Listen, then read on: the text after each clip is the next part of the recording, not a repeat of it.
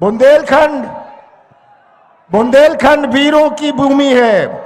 सबसे पहले मैं बुंदेलखंड की पावन भूमि को प्रणाम करता हूं। जागेश्वर नाथ की पावन भूमि पर आकर मुझे खुशी है, उन्हें प्रणाम करता हूं। रानी दुर्गावती को मैं प्रणाम करता हूं।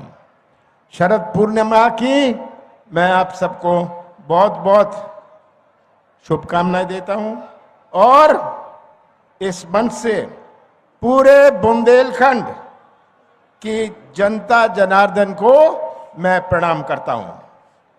सबसे पहले मैं आपको धन्यवाद देना चाहता हूं कि उपचुनाव में आपने कांग्रेस का साथ दिया था करीब 1.5 साल पहले।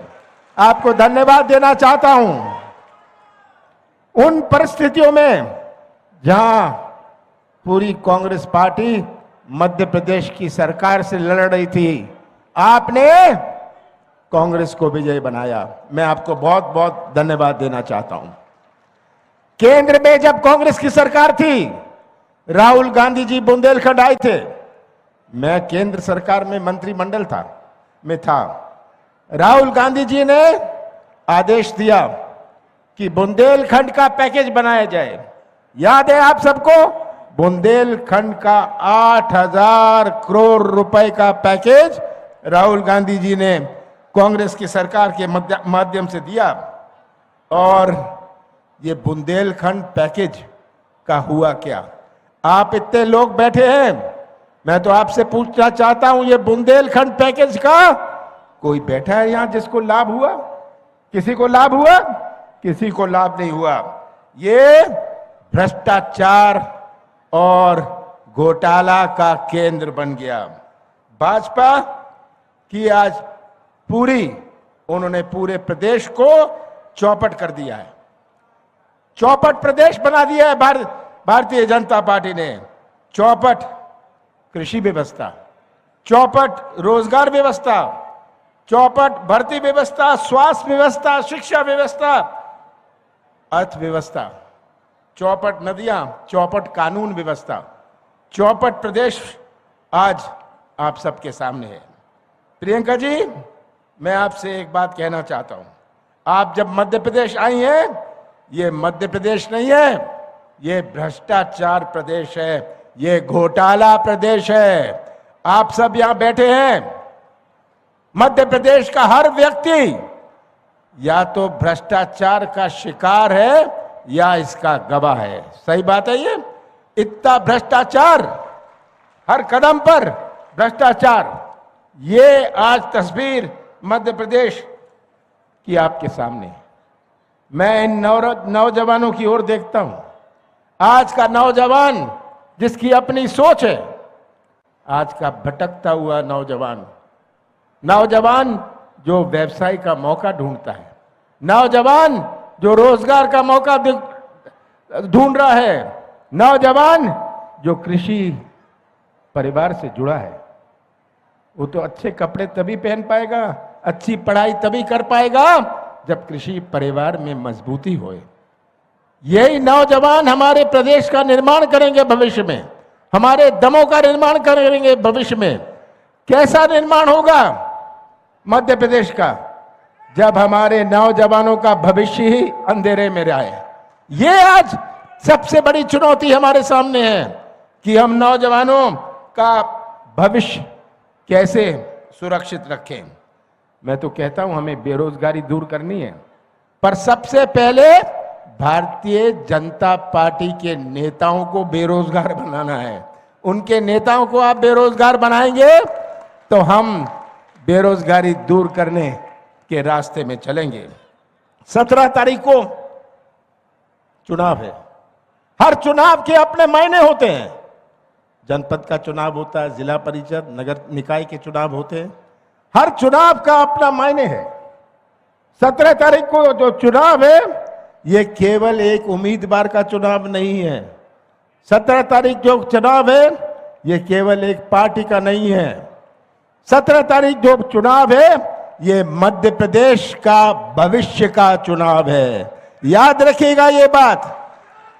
मध्य प्रदेश कौन सी पटरी पर चलेगा? मध्य प्रदेश कौन सी पटरी पर चलेगा, ये आप सबके सामने है। शिवराज सिंह जी 18 साल से भारतीय जनता पार्टी की सरकार रही है। प्रदेश की तस्वीर आप सबके सामने है। हर वर्ग परेशान है, भटकता हुआ नौजवान, दुखी किसान, छोटा व्यापारी। शिवराज सिंह जी घोषणाएं करते रहते हैं। ये घोषणा मशीन तो आजकल डबल स्पीड पर चलती है।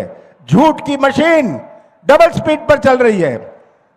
22,000 घोषणाएं करी हैं शिवराज सिंह जी ने, और ये हमारे नौजवानों की आवाज नहीं सुन सकते, इनके कान नहीं चलते। हमारे किसान का आंसू इनको दिखता नहीं है, इनकी आंख नहीं चलती। आंख नहीं चलती, कान नहीं चलता, पर मुंह बहुत चलता है। मुंह चलाने में और सरकार चलाने में बहुत अंतर है। याद रखिएगा कि कांग्रेस की सरकार 15 महीने आई थी, जिसमें से 2.5 महीने आचार संहिता और लोकसभा चुनाव में गया। हमने 11.5 महीने में अपनी नीति और नियत का परिचय दिया। कौन सी गलती करी मैंने कि हमने किसानों का पहली किश्त 27 लाख किसानों का पहली किश्त में कर्जा माफ किया। हमारे दमों में हमने 57,000 किसानों का कर्जा माफ किया। सही बात है ये सच्चाई आप सबके सामने। कौन सी गलती मैंने करी, कौन सा पाप मैंने किया कि 1000 गौशाले बनाए। हमने 11.5 महीने में 1,000 गौशाले बनाए। कौन सा गुना मैंने किया कि 100 यूनिट 100 रुपए हमने बिजली दी। हमने शादियों के लिए पैसा दिया, हमने पेंशन बढ़ाई। कौन सा गुना, कौन सी गलती करी मैंने? मैं तो मुख्यमंत्री था, मैं भी सौदा कर सकता था।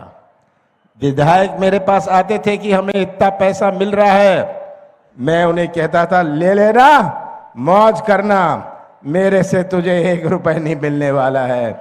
मैं सौदा करके कुर्सी पर नहीं बैठूंगा। मैंने सौदा नहीं किया और हमारी सरकार नहीं रही। आज मध्य प्रदेश की तस्वीर आप सबके सामने है। मैं तो आपसे यही निवेदन करना चाहता हूं, ये तस्वीर अपने सामने रख लीजिए। कमलनाथ का साथ मत देना, कांग्रेस का साथ मत देना, ये तस्वीर सामने रख लीजिए। सच्चाई का साथ देना। आप सच्चाई का साथ देंगे तो हमारा भविष्य सुरक्षित रहेगा।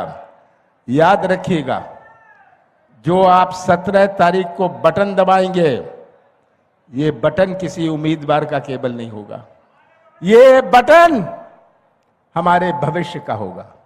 हम कैसा मध्य प्रदेश बनाना चाहते हैं, उसका बटन दबाएंगे आप। और यही आज हमारी सबसे बड़ी चुनौती है। आज यही हमारे सामने चैलेंज है। मैं तो अंत में यही कहना चाहूंगा, मुझे पूरा विश्वास है कि 17 तारीख को आप सब मिलके हमारे दमों, हमारे बुंदेलखंड और हमारे प्रदेश की रक्षा करेंगे, हमारे संविधान की रक्षा करेंगे, हमारे संस्कृति की रक्षा करेंगे, जो हमारे जोड़ने की संस्कृति है, दिल जोड़ने की, संबंध जोड़ने की, रिश्ता जोड़ने की, और हमारे आगे आने वाली पीढ़ियों के लिए उनका भविष्य सुरक्षित रखेंगे। और जब विधानसभा में हमारे दमों का झंडा लहराएगा, ये आपका फैसला होगा। आप सबका बहुत बहुत धन्यवाद।